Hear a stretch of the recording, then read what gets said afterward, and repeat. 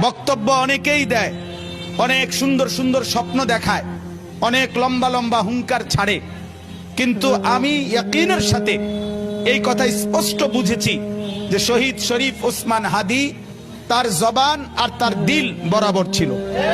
সে হৃদয়ে যা লালন করেছে তা জবানে উচ্চারণ করেছে।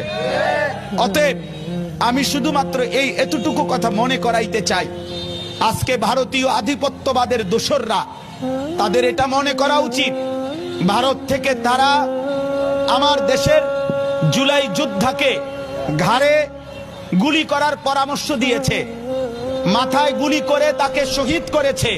বাংলাদেশের জনসংখ্যা কম হতে পারে, তোদের ভারতের জনসংখ্যা বেশি হতে পারে, কিন্তু রব্বে কাবার কসম, আমার বাংলার 18 কোটি জনতা জীবন দিতে যতটা পছন্দ করে তোরা বাঁচতে যতটা চাস বেটা। অতএব শহীদ শরীফ ওসমান হাদির নিজের লেখা একটা কবিতা আছে, আমায় ছিঁড়ে খাও হে শকুন। সেই কবিতা শহীদ শরীফ ওসমান হাদি নিজেই আবৃত্তি করেছিল। সে বলেছিল যে আধিপত্যবাদের দোসররা আমার সারা দেহ ছিঁড়ে ছিঁড়ে খাও, কিন্তু আমার মাথা খাইও না, অর্থাৎ আমি মাথা বিক্রি করব না।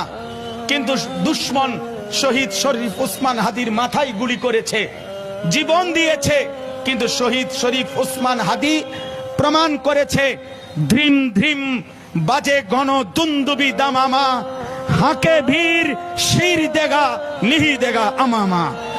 অতএব আজকে ইনশাআল্লাহ এই জমিনে আমরাও আল্লাহর কসম করে বলি, 18 কোটি জনগণের পবিত্র শিরায় 1 ফোঁটা রক্ত থাকতে আমার মাতৃভূমির 1 ইঞ্চি জমিন ভারতের বেঈমান তোরা নিতে পারবি না।